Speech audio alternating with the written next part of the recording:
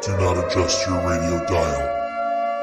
You are tuned in to the Mark Order Podcast.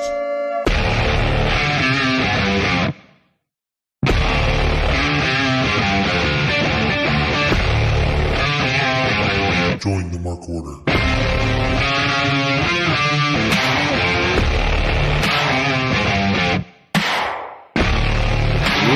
It is Wednesday night, so you know what that means. It means that some of the Mark Order Podcast is here to talk wrestling with you. You're noticing this isn't Kate's voice. She is not with us this week again. She is cating it up somewhere. I don't know what that is, but that's what I'm going to call it. So it's me, Ryan, joined by my co-host, Asian Joe. How you doing, Joe? I'm good. I'm glad you kept the house in order last week. I do my best. I also just realized when I say your name, Joe, I'm doing it with an accent from when I was a kid. I went to Ireland. We went to Ireland with the whole family. Mhm. I mean, we had a guy named Joe with us. He was like 16, and the girls there loved him. He was blonde hair, blue eyed. The Irish girls loved him. And they go, Joe, Everything I Joe. am. Yeah, but that was the way they would say Joe, Joe, and that's how I say your name. And so if anyone's wondering why do I have that weird voice when I say it, because that's just in my head. Joe. Oh, that's gonna haunt me now. I never really picked up on it until you mentioned it. Well, now you know. It's not even in Irish because I don't think they. Joe. Hey, that's all I got. How are you doing today? I'm good. Just trying to get through the week and looking forward to gracing you with my presence next week. So, Well, thank you. I'd like to thank Lord Kev, Pieces, Taylor Cannon, Big G, and Kylie for being in the chat. Well, Kylie's not in the chat yet because apparently Triller was an hour and a half behind, which is weird for a pre-taped episode. Unless how they are went you on doing? really, really late in England. How are you? Just cutting in and out. I'm good. You were cutting in and out. You had me worried. I can't vamp for myself for that long. I think it might I'm be good. Ryan Tired, cutting but it I'm out. good. I don't know. Unless it's me. Oh no. Am I better? It might be Ryan. There you are. Any better? Yeah, you're good. Am I better? Yep. Open too many things, too many tabs up. Last time I tried to prepare for things. I'm good. I'm tired. It's been a long week and we're only halfway through, but I'm looking forward to the weekend because this is going to be a fun pay-per-view. We're not sure if we're going to do a prediction show. We'll see if we can coordinate it with Kate. She's usually the difficult one, as you're seeing for her not being here. And I don't know, to be honest with you, thinking about the card, I don't know if we would differ too much on the selections. Wait a minute. Why is Love Wrestling saying Stud Asian Joe? Because we have mutual admiration for one another. Real respect's real, What does that make me? Chop liver? at best. That hurts. I'm crying on the inside. I may soon cry on the outside. If you're crying outside, that's just sweat. Well, it's tears. Hmm. Could be sweat too. Sweat baby. Now I'm just thinking about the South Park episode of Cartman licking the tears off of. Oh god. For the chili? Yes. It's so delicious. Oh, you Pluggo was in. No, Pluggo, using other people's YouTubes. How dare you? How dare you, Pluggo? I figured it Pluggo. It's rude. It's the Midwest connection of us all. That Midwest connection that shouldn't exist. We're a very large area With very few people. So are you excited about the show? Even though I think it's fairly predictable for All In. Yes, because predictable isn't bad if the stories are good, and I think they have several really good stories. You have Tony Storm, you have Bryan Danielson, you have I'm blanking it, and that's bad. Oh, you have Mercedes. I think those are 3 to 4 solid stories right off the bat. How about you? Yeah, I think it'll be a good culmination of a lot of these stories that have been building. If they're treating this kind of like their version of a WrestleMania, I think it makes sense. This is the big payoff show, and then coming out of it, you have whole new storyline and whole new feuds. I mean, they're still finalizing the card, which is weird to me because we're literally like 5 days out. But who am I to tell them that maybe they should have their pay-per-view card set in stone a little earlier, especially when you haven't had a pay-per-view in a couple months? You have the tag match, you have the trios match, CBS title, CNC title, heavyweight title, women's championship. You said the casino match? No, a 7.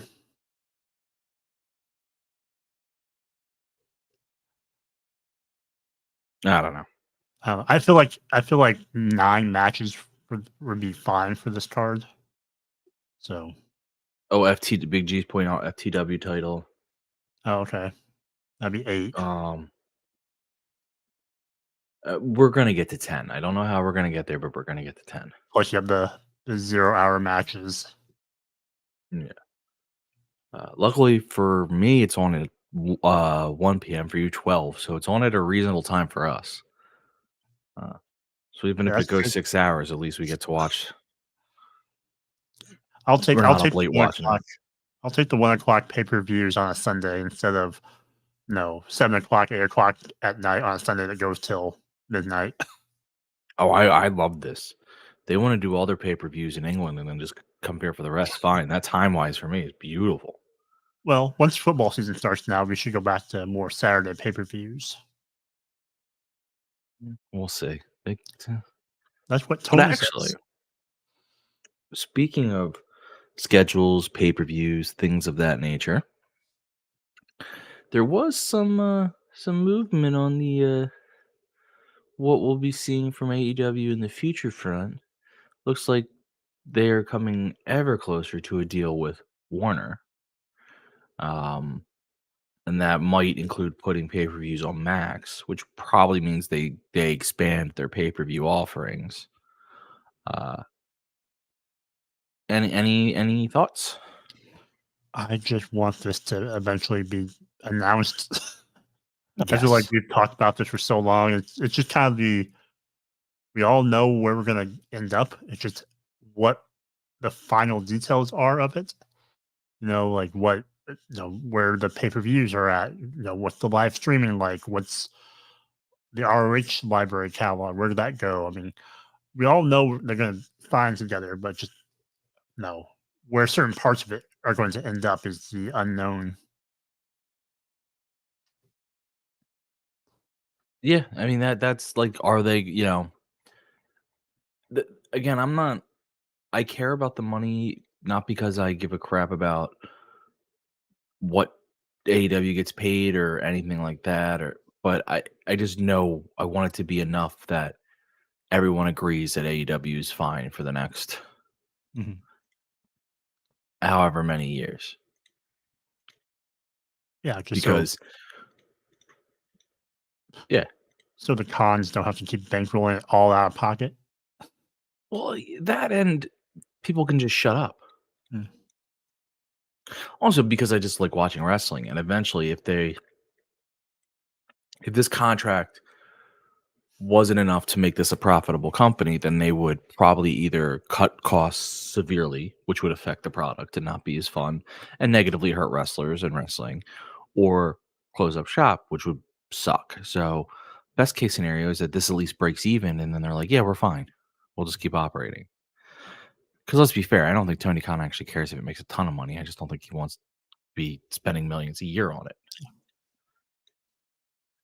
I feel like people forget how awful wrestling was when we were very monopolized with one major national promotion, and how it really kind of stagnated some of the creative as far as pushing the envelope and doing new things. But now that we have at least multiple players in the world of professional wrestling on a national landscape, everyone's gotten better. Well, that's just it. I mean, we're the best wrestling's been in decades, and people are s- ignoring even the tribalism aspect of it because those people are just weird. It's it's objectively better to have two major companies with a bunch of minor ones. A third major would be great, but it just seems unrealistic. There never seems to be able to pan out. But because you could trade talent, you look at like Ethan Page is killing it in NXT, and he was doing nothing in AEW. Like that's how this works. A guy can go somewhere else. If there's only one company and he fails in that company, fails quote unquote in that company, he's got nothing. Mhm. And we then lose out on seeing that guy on TV because he's got nowhere else to go. I don't know how people don't treat professional wrestling like other professional sports as far as, you know, players moving in free agency or getting traded, like sometimes they just get into a rut based on, where they're playing at or the management or, the coaching. So they go to a different place and they, revitalize their career.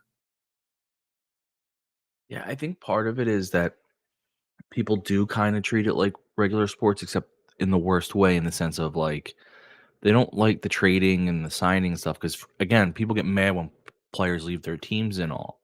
But that's the aspect of this pro sports that they took an advantage. Instead of treating wrestlers as teams,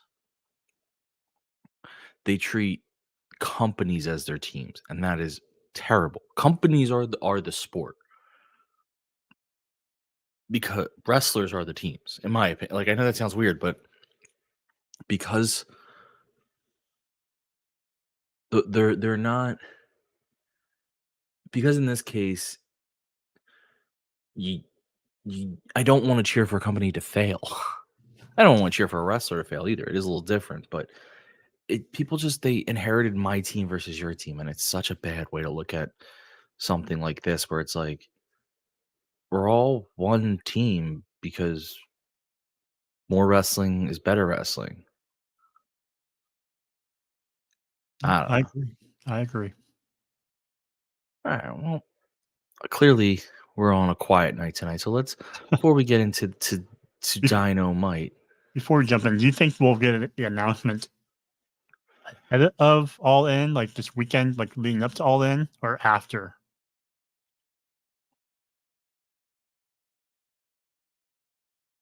In my feeling, I would want to announce it maybe ahead, either right ahead of Sunday, or no.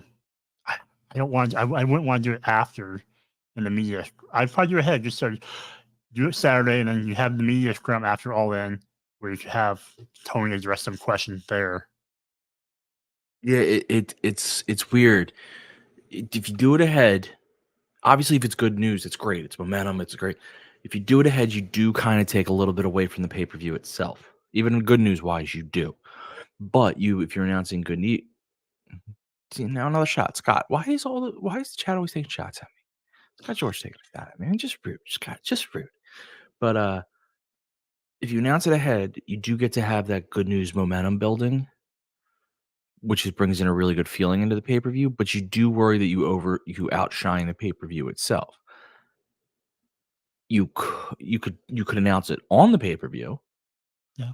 which would be a thing, or right after to build on the momentum of the. I mean, Yeah. it's a tough call because I do love the I do. You're right. If they have the press conference right after the pay per view, then you announce it Saturday. You get all this goodwill, this momentum. People are all pumped for the pay per view. You're celebrate. You can almost make the pay per view a bit of a celebration of like, hey, this was Yeah. our first pay per view brand, and it's our biggest pay per view based on where we're at. And oh, the way we just signed our TV deal, and then you could have the momentum after where he just talks about all good things, both the pay per view and the deal after. Um, I was just thinking of it as a way of, because this is the second year of All in Wembley, and because some people are making a deal about it's a couple tens of thousands less than what it was the first year. I feel like you could subside that conversation with, well, we can't announce that it's going to be the biggest show we've ever done, but we can't announce that another piece of huge news that will revolutionize our company going forward. that's not a bad thought because yeah, people are making a big deal that it's 50,000 this year instead of the 80,000 last year. Which again, people, someone said like had they done 50,000 last year, people would have been like, this is a huge success. And yes, I know some people. There is some argument. Does that speak to AEW's not as popular? Arguably, that's inarguable at this point. Like they aren't as popular. They don't have quite the heat they have. But at the same point, there's always a novelty the first time a company does something like this. And truthfully, England's been run a few times now, but by WWE and AEW. So it has burnt through a little bit of that excess crowd that's just dying for a pay per view. Um, 50,000 people for a show still shows that it's hot. Like it's still a good product. So, you know, but you're right. That would be something they could focus on. No one would even talk about the attendance if they come out and they announce a deal that's basically uh doubled their current money, and they were like, hey, we're good. We got nothing to worry about. Um, if it's signed, obviously, we're assuming it's usually when things start to get leaked like to this level, it gets out. Like they're kind of prepping it so that like I mean, Tony's not wearing a Mac tat out and about on purpose, without a reason, right? yeah, like he's savvy enough. He knew what he was doing. Um, and if he's staying, I think the money is right. Uh, yeah, I don't know. That's a very good question. I'm not even thinking about this from a wrestling point of view. This is purely from a business point of view. Is it better marketing to do it after and build on the momentum the pay per view creates, or build into the pay per view? The one time we need Kate here, because Kate and her background of public relations. Yeah, but we don't like her, so that's fine. Um, that's a good question. I part of me thinks I'm kind of in agreement with you. Part of me thinks maybe you bring it up this week Yeah, I think and so. Either between Saturday and Wednesday, I feel like either Saturday before or Dynamite, after. You probably need to announce something, hopefully somewhere between there. yeah, but it wouldn't be a bad idea to build into that, to have the good feelings around All In, to be like, hey, almost like a celebration of like this, because it's weird as it is. The second contract is a celebration for them if when they get there, because it means they're surviving past their initial run. Yeah, you get that. You Which get that big contract after your rookie contract. yeah, and it proves you have another 5 years in you, which is another 5 years to do something. I mean, I'm assuming 5 years seems to be the standard wrestling contract. Um, yeah, I mean, they're gonna. You raised a good question that I don't have an answer to. Even opinion-wise, I don't know what I like better. Obviously, I can't answer what they're gonna do. I'm not them, but even with like what would I do in my own brain, I don't know which is better. Do you build into or build off of? It, I think I do it ahead of time. I think I'm with you. I think if they have the deal signed, and again, this is in case someone tries to, we're assuming that they have something. If they don't, clearly you can't announce anything. But if they have the deal signed, I would do it ahead of time. I would do it Friday or Saturday. And I would do it Saturday during Collision. It's a pre-tape Collision. So Tony can pre-tape a vignette. And he could hype up a reason to watch Collision. Hey, a very special announcement. And then he goes and I know he hasn't done one in a while. I'm gonna say he hasn't hyped up an announcement. So he could finally do one, and he could go out there and say AEW signed his next deal. We're gonna be staying with Warner for the next however many years. And that would help Collision, but also build in come Sunday, the hype around AEW. Because if we've learned anything about wrestling over the last 2 years, it's all about momentum. Like, because even when you're doing good, if the momentum is not there, people don't seem to notice it as well as if you're. So AEW had some rough months, and it completely stopped their momentum. And I think they've been doing great since then, but it's taking them a long time to build up. And then WWE had built up so much good momentum that they got through a lot of rough stuff. I think they had some rough booking there for a while that they've seemed to have moved past now, but that's because the momentum carried them. Like, it's weird, as fans, and we're both guilty of it as fans, you kind of get built into the excitement of So that was a good question, Joe. I really like that. It's a fun hypothetical. We'll see. Yeah. We'll see what happens. But if you want to help us still see if we have a chance to purchase AEW's TV rights, then we need you to go buy a t-shirt. And to do that, you go to prowrestlingtees.com/markorderpod. Go to any of our socials and use the link tree. You can get to the Pro Wrestling Tees link from there and buy one of these 4 lovely shirts, or all 4, or 8 of them, or 16, or 32. And I'm going to stop there because that's just insane to get more than 32 shirts. But unless you're buying for a group, if you're buying for a group, you get 500 of them. Buy one of our 4 shirts. Please support us. Kate's not here to pitch them, and so this is the Ryan pitch, which is just buy one of the 4. You have our symbol with the name, then our names, then our pocket one, and some of these are 2-sided, some of these are not, and it says they're on there. It says whether it is or isn't. So you have that choice. That's all I got. But besides that, we are part of the Shining Wizards Network. We really are grateful to be part of the network. They just did 700 shows. But there's a lot of other great shows on the network. So we want to talk to you about those shows. And by we, I mean this pre-recorded commercial wants to talk to you about those shows. So what I'm going to do is I'm going to put this commercial overlay on. And then I'm going to hit play on the button. And you're going to listen to the commercial block, and we'll be back afterwards. We'd like to thank each and every one of you for tuning in every Monday night to listen to The Shining Wizards. If you'd like to continue to support us outside of listening, we've got a few ways for you to do that.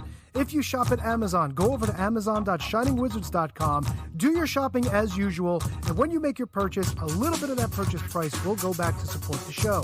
If you like to wear t-shirts, merch.shiningwizards.com will take you to our Pro Wrestling Tees store, where we've got over a dozen great designs from over 11 years of professional wrestling podcasting. You can become a Patreon supporter at patreon.com/wizardspodcast, where each and every week we call out your name as one of our show producers, and the more you support us, the more things that you're entitled to receive, and believe me, they are fantastic. If you can't support us monetarily, if you don't shop at Amazon, that's absolutely fine. Continue to listen to us wherever you listen to us on the World Wide Web, and make sure you like, rate, review, subscribe, do all that good stuff. Doesn't cost you anything, helps us out, and we can continue to bring you the love fest that is The Shining Wizards. What's up, folks? It's your boy, the Impact Player, Mr. Philly Ray, inviting all of you to check out the Turnbuckle Throwbacks Wrestling Podcast. Join us as we cover all things current in the world of pro wrestling, as well as paying homage to the old school, the Squared Circle. So listen in and find out why we are the recognized symbol of excellence in sports entertainment broadcasting. Find us on all social media platforms and anywhere you get your podcast from. And as always, we are the proudest members of the Shining Wizards Network and Rant Entertainment Media. Are you tired of being lied to every day by the mainstream media? Do you want to know what's really going on in the world? Do you want to make up your own mind about things and not be told what to think or say? Then listen to Inconclusive Breakdown, a weekly anti-PC look at the world of entertainment and current events brought to you without censorship or filters. You can find us everywhere you listen to podcasts, BitChute, and on ShiningWizardsNetwork.com. And also, we're a proud member of the Shining Wizards Network. Got 30 minutes to kill? Come check out 30 Screams or Less, where we review a horror movie in 30 minutes or less. We cover new movies and old ones too. We'll give our honest thoughts on the movie, good or shit, as well as a rating of each one that we watch. New episodes weekly, available on the Shining Wizards Network and wherever you listen to your favorite podcasts. I'm Steve. And I'm Corey. Come check us out at 30 Screams or Less.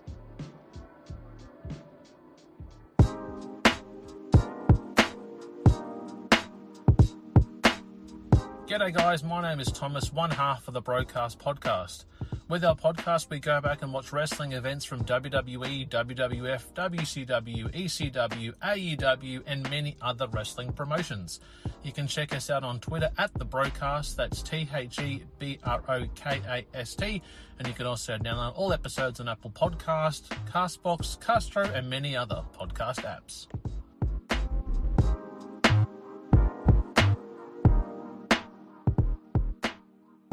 You like your music heavy? Then check out Radioactive Metal on the Shining Wizards Network. For over 16 years now, Radioactive Metal has been one of the longest running podcasts. Over the years, we've interviewed some legendary metal acts, had some awesome discussions, and cranked a hell of a lot of tunes.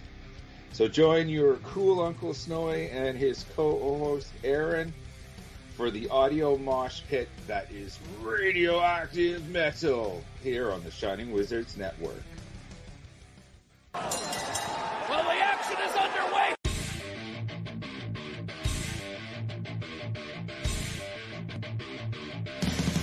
What's up, everyone? When on the Shining Wizards Network, be sure to check out Wrestling Night in Canada. If we're not recording another kick-ass podcast, Or playing in punk bands. Or recording kick-ass heavy metal albums, then we're sitting back, we're grabbing a couple brews, and going over everything to do in the world of pro wrestling. because we're from Winnipeg, you idiots.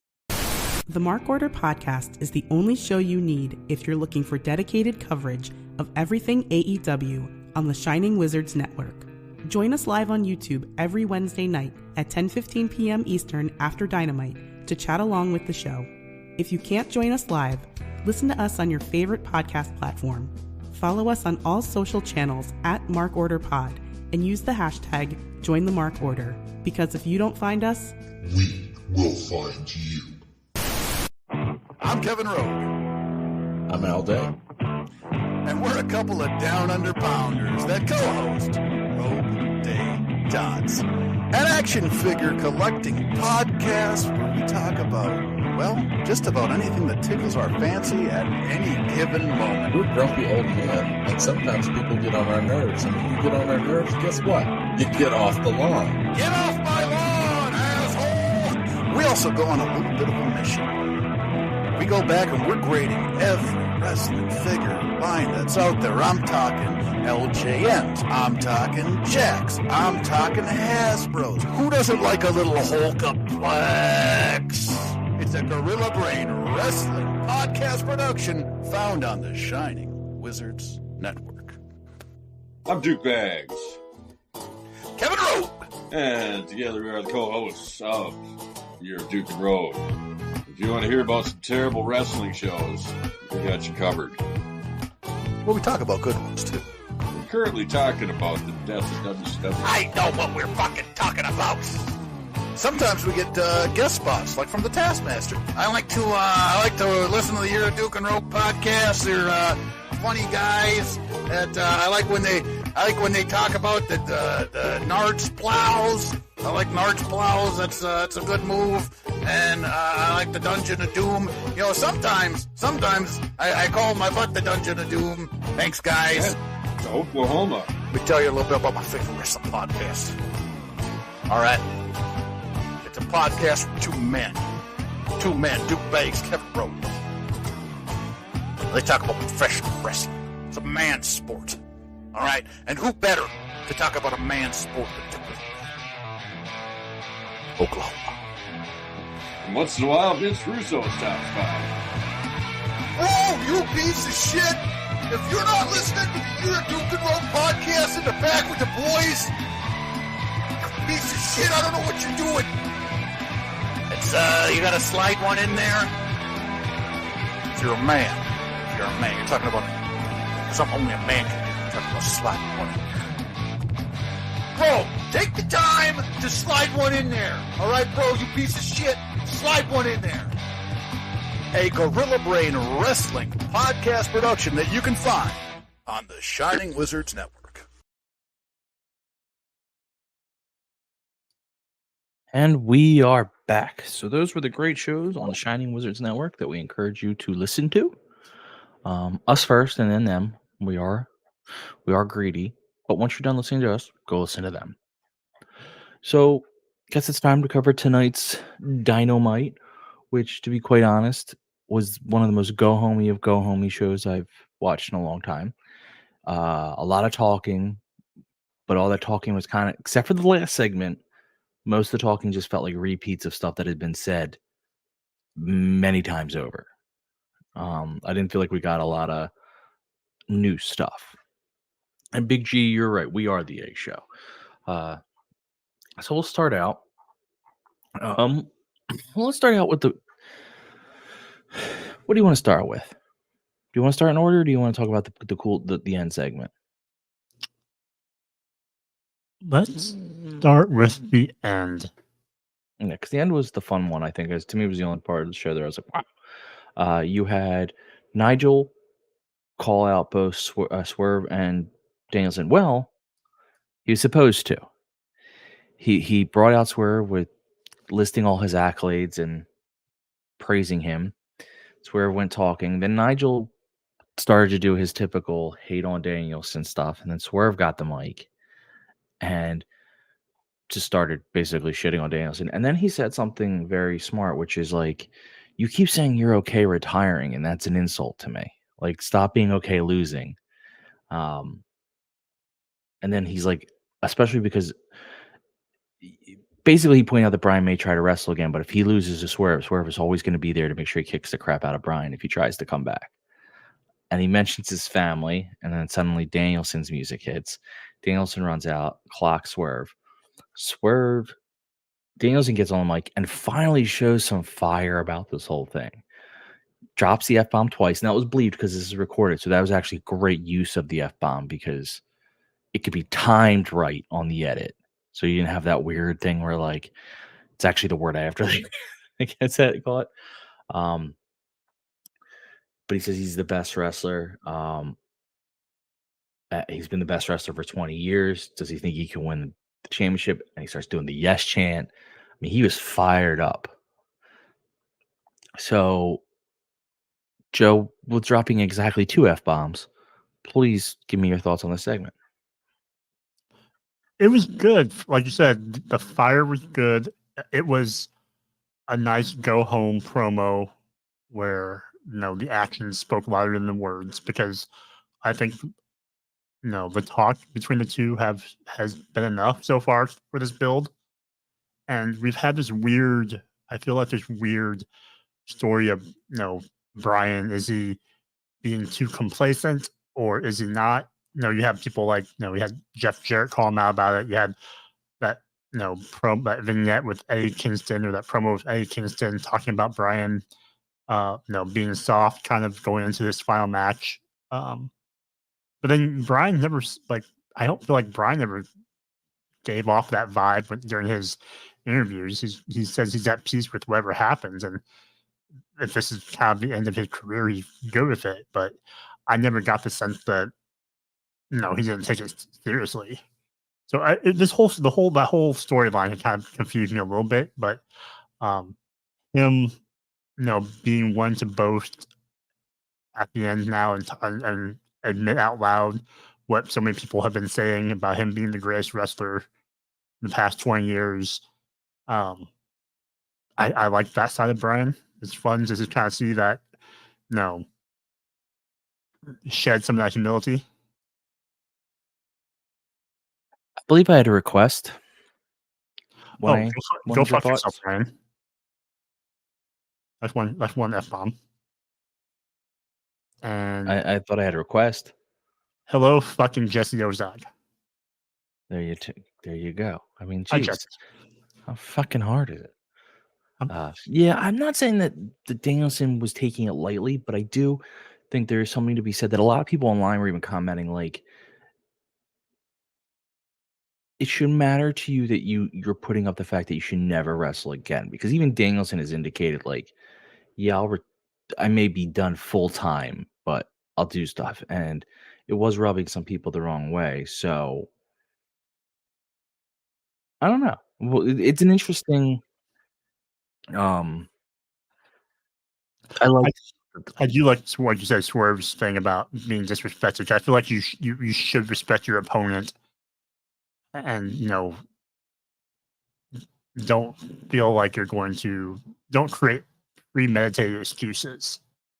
Yeah, and also like I think just for a matter, and this is one of the good times. This is one of the times for wrestling actually I think pulls something that's true in real life. You never want to seem to care about something more than the other person involved. So if Swerve feels like he cares about this whole thing more, that's going to piss him off. That's going to be like, wait, this is insulting. You don't even care about this, whereas I do, and we're both involved in this. Again, since we don't know if we'll do a prediction show or not, I'm not going to ask this for every match, but I am curious because this to me has the stakes. Do you see Danielson winning? I do. I feel like we've tried to make it sound like he wasn't going to win throughout this whole program. So I think he can win. He'll win a title. He hasn't won a singles title yet in AEW because he never really won that from what it sounded like initially. But he's saying that he's the best wrestler in the world. Out loud now. I feel like the best wrestler in the world should have at least one title in AEW, whether it's one pay-per-view cycle, that'd be fine. Yeah, I mean, I agree. I also think this feels like they're trying to make it seem like his losing is possible to hide the fact that he's going to win. I have him winning, but and I'd be okay if he won and then lost it again. I don't think that hurts Swerve. I mean, Swerve's had a good run. I think what you'd get out of it is a more insane Swerve, if that's even possible. Yeah, I think, and I know other people have said this online and other places, but if Danielson wins it at All In, give him that moment, and then he could drop it to Swerve at Wrestle Dream in Tacoma. Yeah, that's a good. And then Heyman and Swerve can have their thing again. Not a bad thought. Not a bad thought at all. Well, we'll do a quick little. So, since you mentioned Hangman, he did get interviewed tonight about being in the gauntlet, and basically he's like, I will fight anyone else who's in it, but I don't know who's in it. And Evil Uno just happens to be strolling on by, and Hangman goes, "Hey, Evil Uno." And I was like, "Hey, buddy, do you know anyone in the gauntlet?" Just so happens, yeah. And then he just gets hit with a chair. I loved it. Hangman is being such a jerk now. I mean, there's not a lot to it. I just thought it was a really funny segment. No, the cherry on top was Heyman dragging his luggage over Uno's body. Oh my god, I forgot about that. I mean, that's just poor Uno. Poor Uno. But he is in the gauntlet. Yes. Catching strays, but he's in it. He's in England and he's in the gauntlet. We started the show with our contracts, which was, I get it's Mercedes, so I understand why she starts the show. it just feels weird starting with the contract signing because we started the show with the contract signing between Mercedes and Britt Baker. Do you have a comment there, Joe?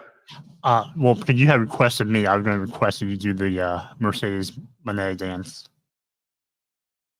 CEO. There we go. Just wanted to make sure. And I mean, this was it's a pretty bog standard contract signing minus the fighting. But there was some fighting at the end, but just that's where it got a little unique. But the insults they threw at each other are insults that have been thrown at one of them both over the years. Oh, Britt, you were so not sure you had to go to get another degree, or oh, you only care about yourself, Mercedes. That being said, I don't mind it. They were still good. They still had heat. Just because an insult or a line is calm doesn't make it bad. If it's the thing to insult you for, it's the thing to insult you for. Like if a guy's an asshole, you're gonna call a guy an asshole. So like, it ended. They weren't allowed to hit each other. That was the agreement for the match. So Britt Baker said, "Well, I can't hit you," but she's been annoying me all day and gave what I would call a bop on the head to Camille with the microphone. But I'm glad they followed it up with Camille then getting her head slammed into a table, falling on Mercedes on the chair, and then Britt dove onto both of them. And that was that. So I'm going to bop it on over to you, Joe. Thoughts, feelings, emotions. I thought the promos themselves from Mercedes and Britt were pretty good to build this up as far as Mercedes touting her achievements and Britt standing on her achievements and what she's done in AEW. But I really thought this segment could have been done last week. I thought last week's segment with Britt getting dominated by Camille and then having Mercedes stand over her, I thought that didn't make Britt as strong. So I get why they did this one, so she could have her her payback. But I felt like this one should have been last week. Yeah, I'm not going to totally argue with you there. It's I don't know. This is this feud seems to be running on the strength of the popularity of those involved more than the strength of the feud itself. I don't know why. I don't think either of them is doing anything wrong. So I can't figure out why it doesn't seem to be like, I'm very interested in it. Don't get me wrong, but it doesn't. Yeah, I'm curious to see how they gel in the ring together, style wise and everything else. I actually think, you know what I think it is? I think the problem is this is Britt's return feud and it's Mercedes' first heel feud. And had they gotten Mercedes to be heel, someone in between, which I get, timing just didn't favor them on that one. It might have been better because I think they're adjusting to both things. But overall, I mean, fans seem to be into it. So that's and I'm interested in this story. So I guess it is hitting for me. Just I didn't walk away feeling the same way I felt about Danielson Swerve as I guess, and I thought I would. Yeah. But that just could be because there's not much more to say in this. It's more like they left the Danielson thing just hanging there. Be like, when is he going to be fired up? Well, that already happened here. So how do you? The only thing I thought that might happen is Hayter may come out, but she didn't. So, and there's no indication she would. I'm just, if there was ever a time. Well, Joe, here's a good question for you. Jesse Ozog missed the first 45 minutes. Is it worth going back to watch this part of that 45 minutes? I'm trying to think the first 45. You had the Dynamite Kid Jericho match. No. And I guess Saraya versus Tony Storm would go in there too. No, I think you're good. I think you're good, Jesse. Yeah, I'm kind of in agreement. Because after this, you had Jericho get interviewed by Renee, and Jericho saying, how dare you call yourself the Dynamite Kid? Why do you think you can just because you're his nephew? Which is it was actually, again, you know me, I kind of laugh at the Jericho stuff anyway. I thought that was a funny line no matter what, like being like, what gives you the right except the familial ties that would give you the right? they had a match. It was serviceable. Jericho's not quite the level he used to be, so it's harder. I think Dynamite Kid looks to be like he will be a phenomenal talent. He does seem to wrestle like his uncle. Hopefully, doesn't go as crazy in certain areas. And I'm not talking about personally. That I meant more in the ring. His uncle took the dives and all. I think really did take an effect on his uncle's neck and all. But I like Dynamite Kid, who seems to be like he'll be signed by AEW if he's not already. Hi there. What do you think, Joe? That's nice. That's a good impression. I don't know if you're the learning tree or what would be your. Would you be the like burning bush? No, that's stolen too. The knowledge shrub. You must bring us back a shrubbery. It was what it was. I felt like it accomplished two things, which was, get the UK tie on the show with, Tommy Billington, have a good match with Jericho, really fine. Usual Jericho match, he wins outside shenanigans, numbers game, and then just to get Hook involved at the end. So, I mean, it checked those boxes, I suppose, but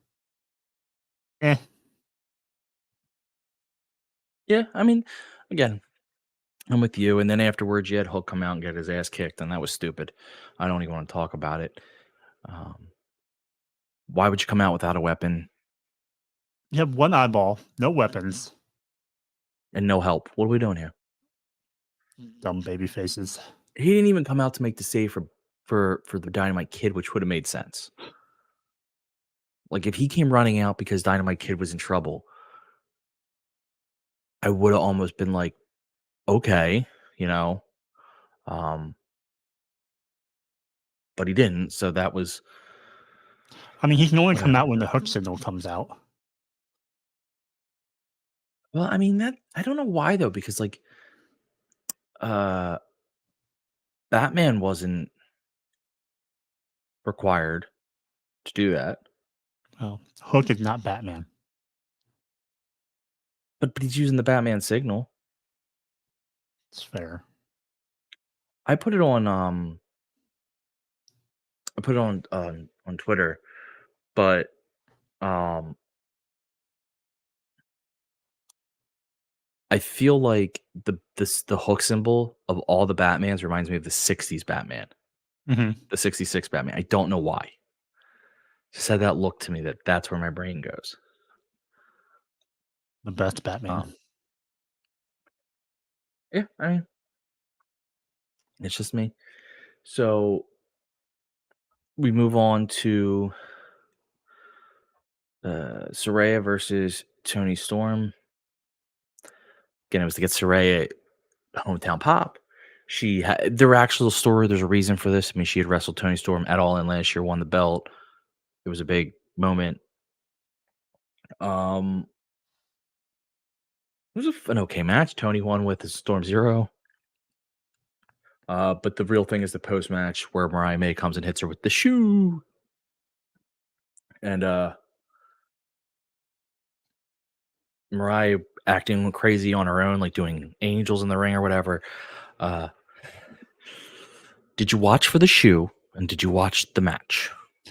Joel. I always watch for the shoe. You have to watch for the shoe. Yeah, it's but the takeaway. And I watched the match, and I thought that I don't know if it was just I don't know if it was because there's a little bit too too many little like comedic spots in the beginning that kind of took me out of it initially.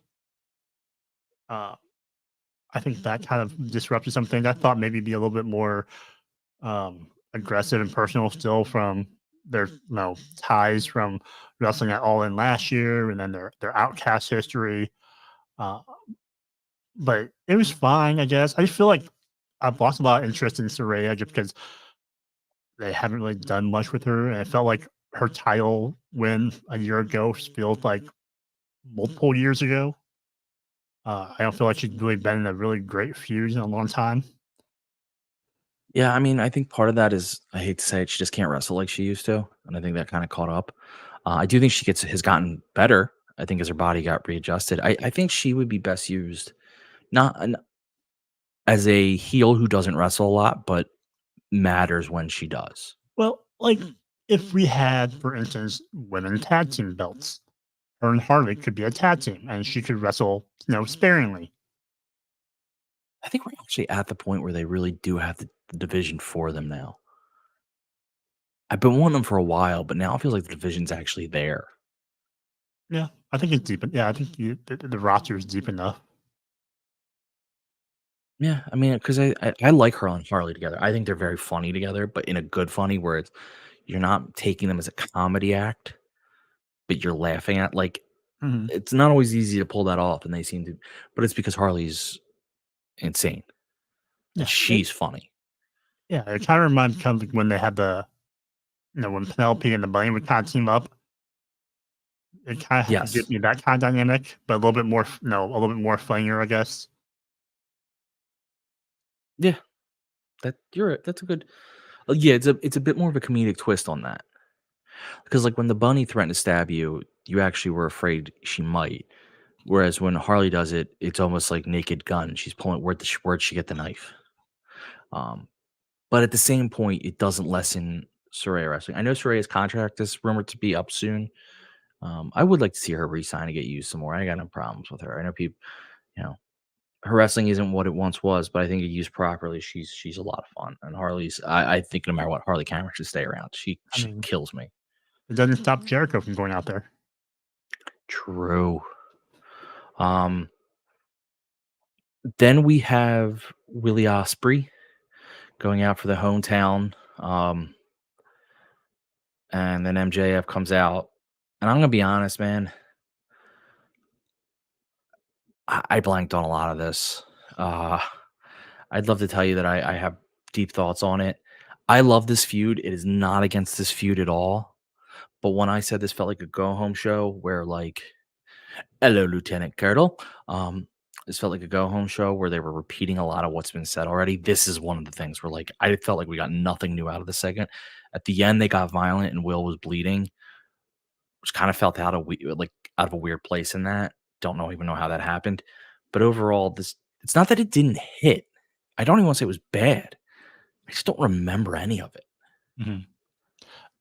To me, this feud or this build, it reminds me a lot of maybe a little bit of what they're doing with Mercedes and Britt, but in reverse as far as the roles, where Britt, was the babyface veteran who's coming back to the new face of AEW, where MJF is the heel foundation of AEW, coming back with to a face Osprey who's overtaking AEW.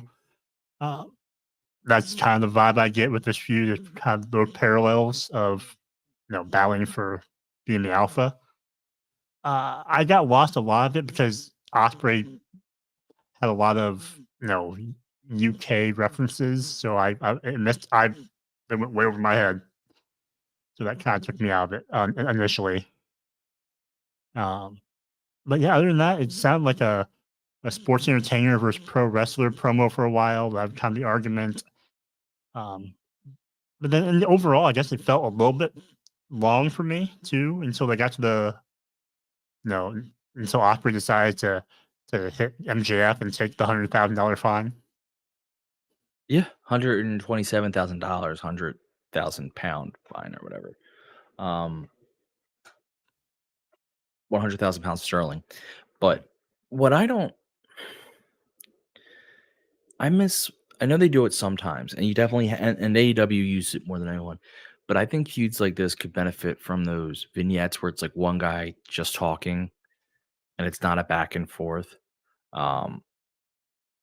because these back and forths feel repetitive. Whereas if you do a vignette where the guy's talking, you can do cuts in and stuff like that, like the training or whatever. Like it just, I don't know. I think that's what the problem is. Like talking gets repetitive quickly. It's an issue that every wrestling company runs into when they try to run a feud like this, and they Wow. I only know greenbacks, Joe. Wow. And then they just keep running the same words over and over. So I'm with you. Like, I'm just want to get to the match. Yeah, I feel like sometimes they pick and choose when they're going to do more pre-recorded, segments with people, and programs. And like you said, this one probably could have used some of that. The Mercedes one probably could have used more of that too as well, instead of just having them always come to the ring and do stuff. I like a variety, I guess, in my build. I agree.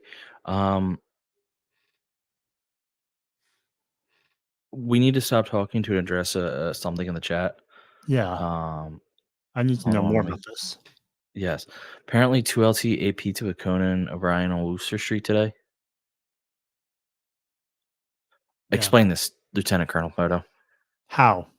And were you actually talking with him, or just in the This may get you to be a general photo. Because we'll move slowly on, but anyone listening, I am reserving the right to. But he was so nice is not an answer. Explain this to us, Lieutenant Colonel Photo. I want details, story, thoughts, feelings, emotions. While Lieutenant Colonel Photo puts his story together, I'll start talking about Claudio versus Okada. What? Okay.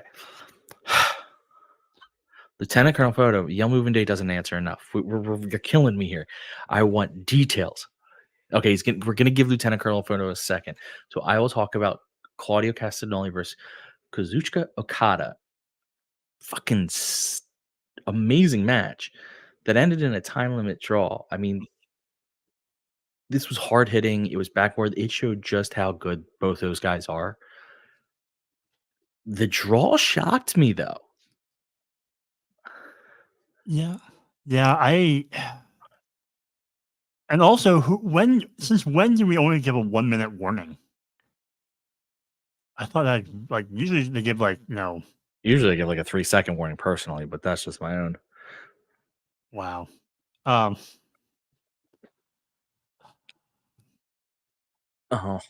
mean, so let me set you up for this, because there is a question. I want to hear your thoughts on the match, but I also want you to answer the question. With Danielson, no matter what happens, even if he wins the match, he's in a short run with the belt and he's done. Are they setting Claudio up to have a healthy, strong singles run? So that's my question, and you can talk about the match. It's a good question. I also have thoughts based off of maybe some spoilers I saw for Collision tapings. Yeah, we can't talk about that, but I saw them too. But I think having Danielson kind of as the picture as a full-time person, and Moxley's been taking time off, I think it would be a good time to really heat up Claudio as a singles, a major singles contender. He's had the ROH World Championship already, so why not have him have some singles AEW gold?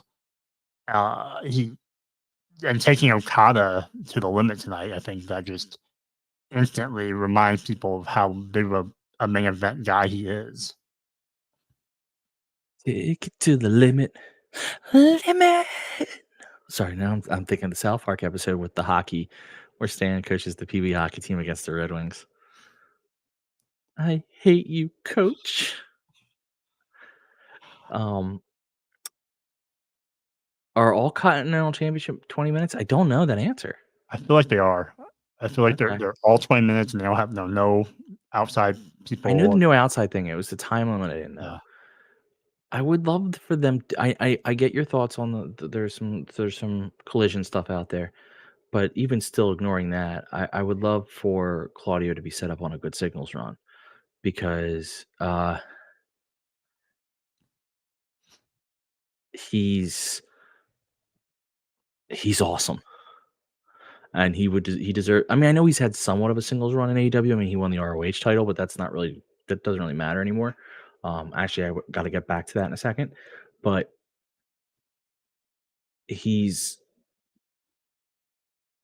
but we'll see. And it's interesting because Okada, like, what they got to figure out what like. The problem with this Elite storyline is it's kind of led to the Okada not being really used. And Okada's awesome.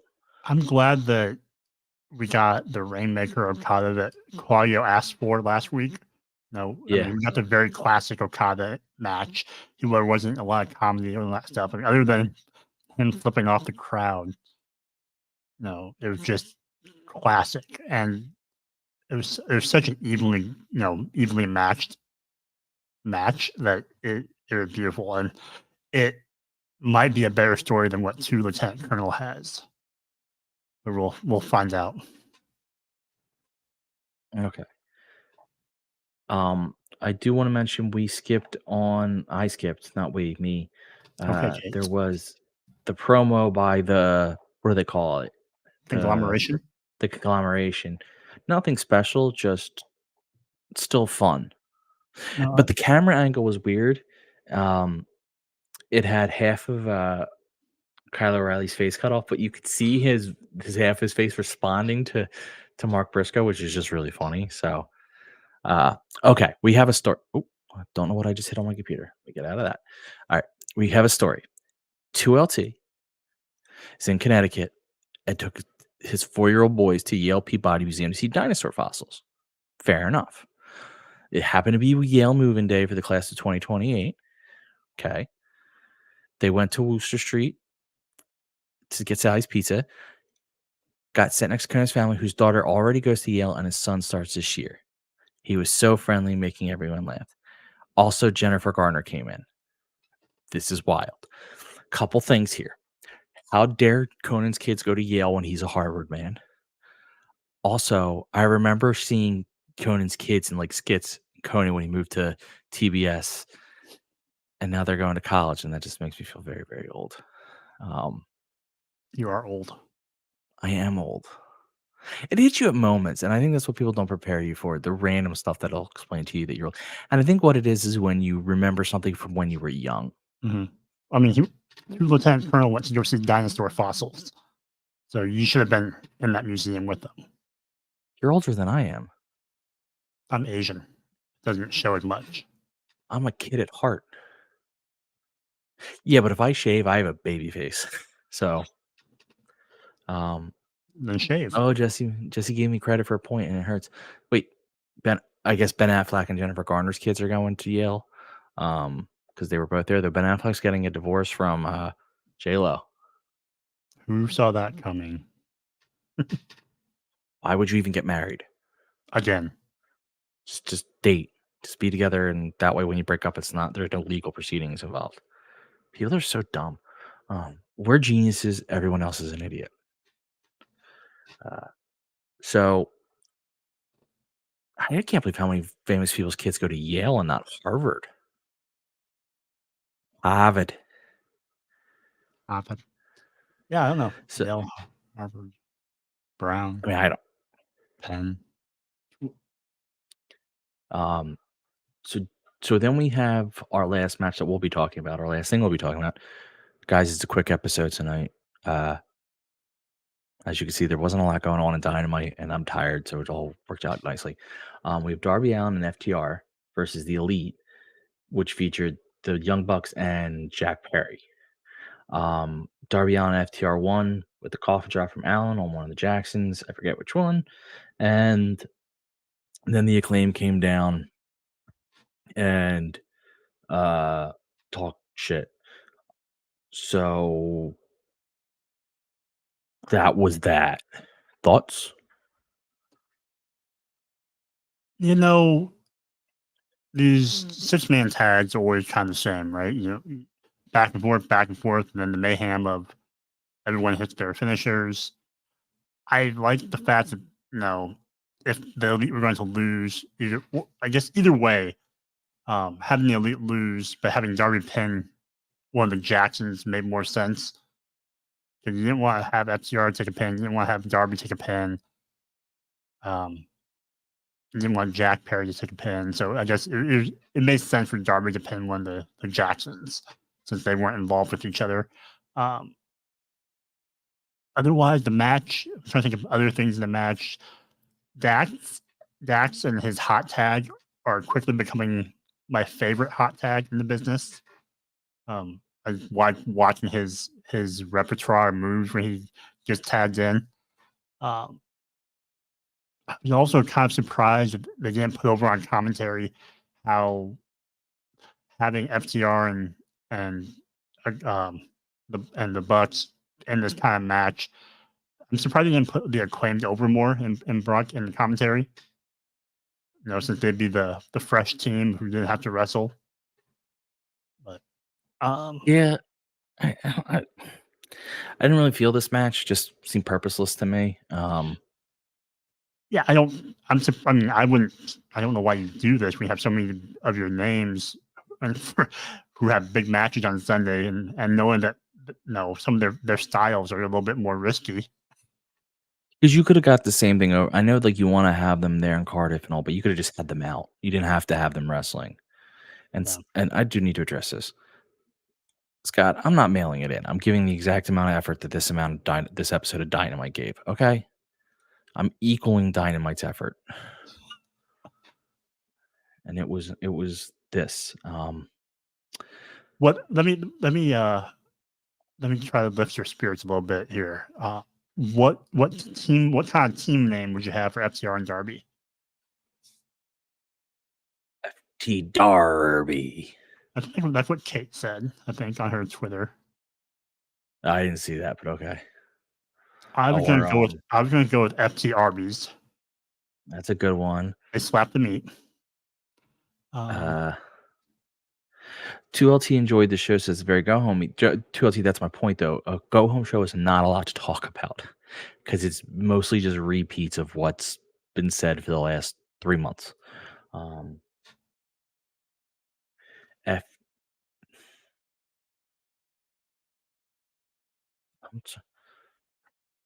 You could do Daft. Daft Punk? Well, just DAFT. No, Daft. I don't know. I'm trying to think if there's another clever one. What do you think they're doing with the Acclaimed, since they're not breaking them up like a lot of people want, but they also seem more heelish than I feel like they're more heel than the Elite. Yeah, they are. The problem is, I mean, you can turn them heel. I mean, they've been heel before, but I don't think people want them to be heel. I don't think people just want them. I think your best bet would be to have Max or Bowens turn on the other and then just break them up. But I know they still get in-arena responses, which is what I think kind of leads them to consistently be booked the way they are, because it's like, hey, you're still getting cheered by the fans. But I don't know. I think I'm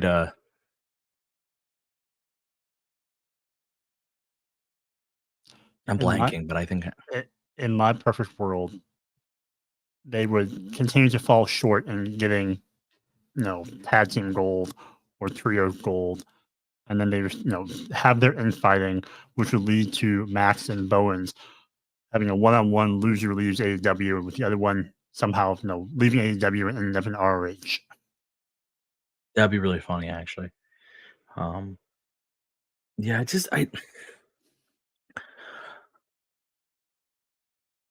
the problem with a lot of people don't like the Acclaimed now because they don't like Max, which fine. I'm not gonna disagree. His raps have rubbed a lot of people the wrong way. He tries to be edgy, and that's never great. That being said, how do I want to say this? I'm blanking. I'm trying to phrase. I don't think that's I know people think that's what it is. I actually think it is that their shtick has been the same heel or babyface for so long, and it's a shtick. It is a scissor me daddy ass shtick, and that has just run its course. That's just the junior high comedy of it all has a shelf life.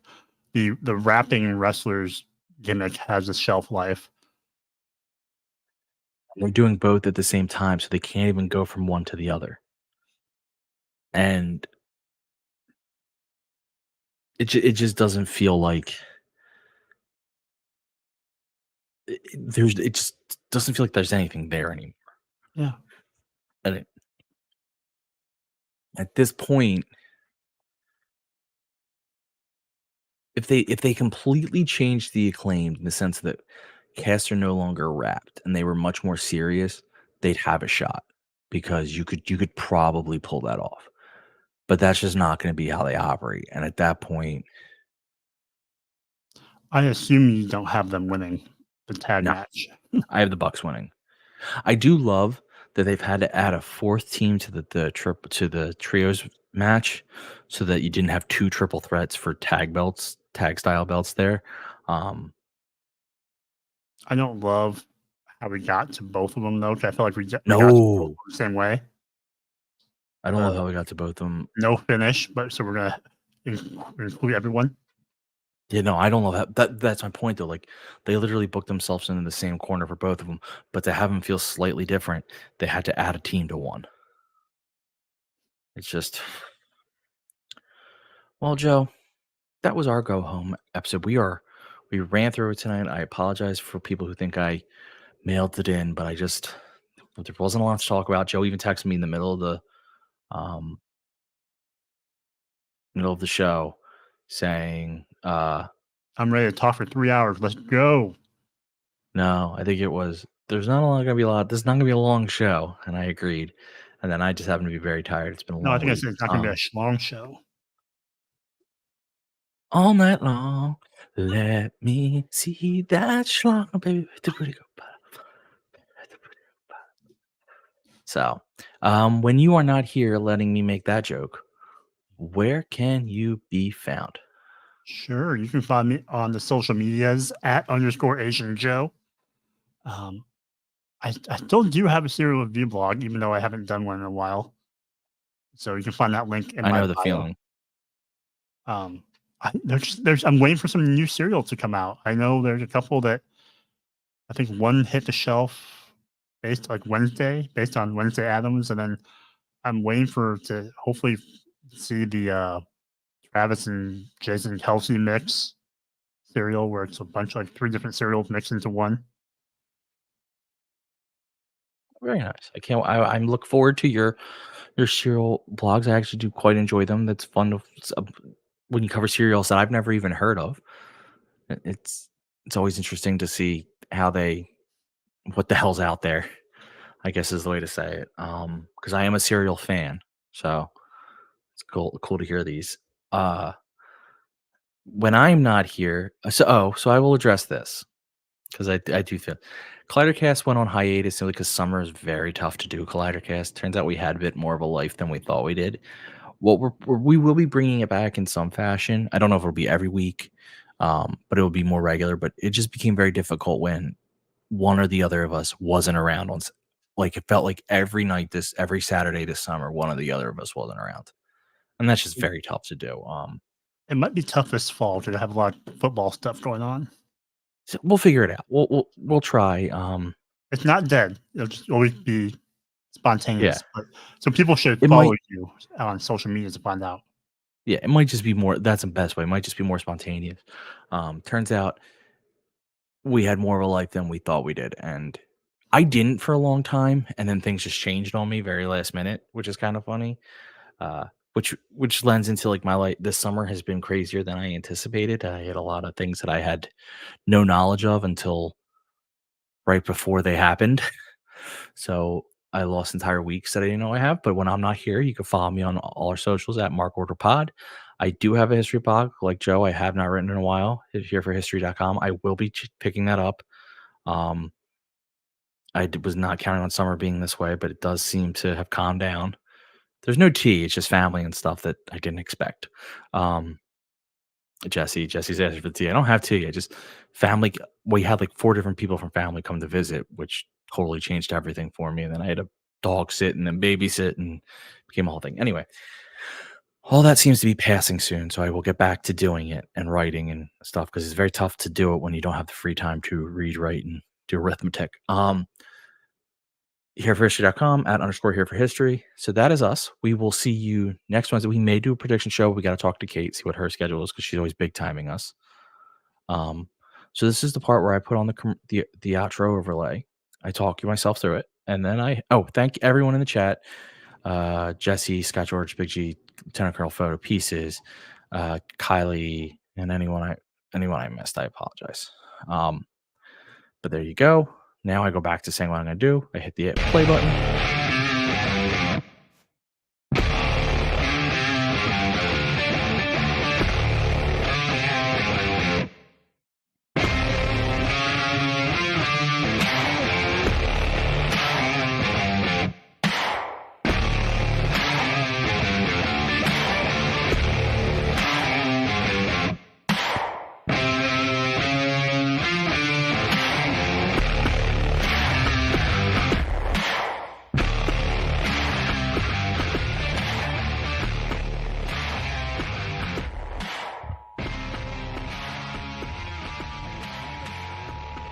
This concludes